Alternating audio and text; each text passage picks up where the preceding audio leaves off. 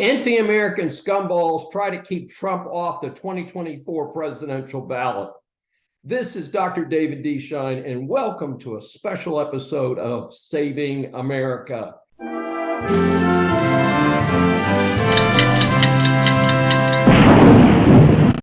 Anyone who tracks the news knows that in several states, Colorado, Michigan, and Minnesota, Democrats who are deathly afraid of a fair fight are trying to keep Donald Trump off the ballot. Now, I'm not a fan of the Donald. He made a lot of good decisions as president, but he also screwed up his own re-election, giving us the idiot Biden. I do not like his crass comments about his competition. A true winner does not put down his competition. He points out how he is better than his competition. This nonsense that he said about Ron DeSantis, Nikki Haley, these are fine people. They may not be what he wants, and he may be afraid of them, which is why he's criticizing him. But being afraid of them is not actually a very positive way to promote your own campaign.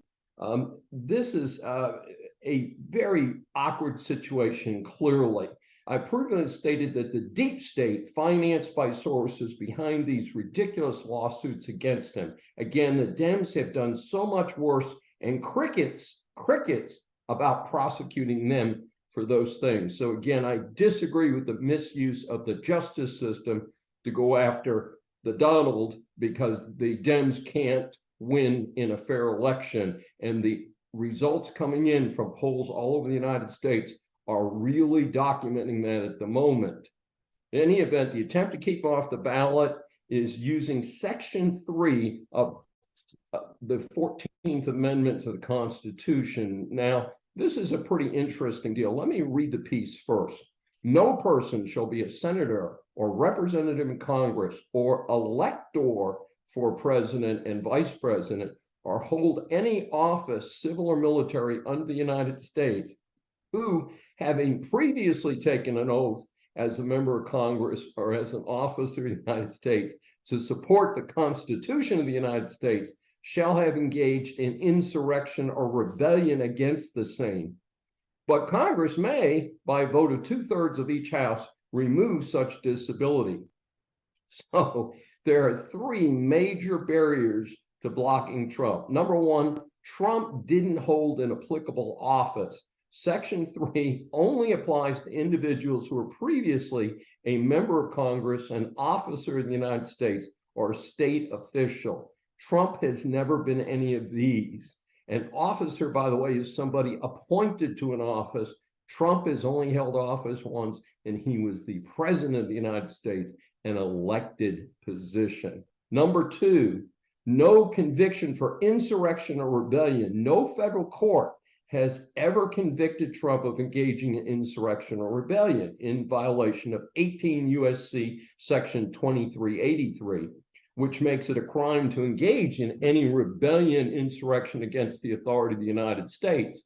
More importantly, in the second impeachment resolution of Trump on January 11th, 2021, he was charged by the House of Representatives in Article 1 with incitement of insurrection, yet he was acquitted by the Senate.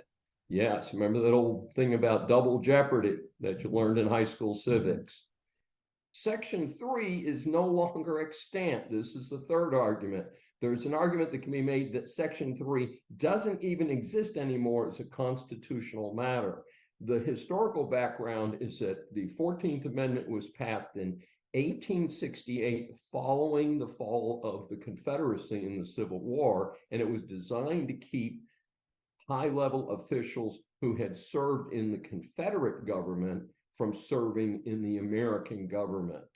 So there was a very specific target. Clearly, Trump, though he is in his 70s, was not around to be an officer in the Civil War. So it's kind of interesting. I do want to credit the excellent article by Hans von Sparkowski of the Heritage Foundation's Daily Signal for his thoughtful contribution on this important subject. We used his research in this Saving America.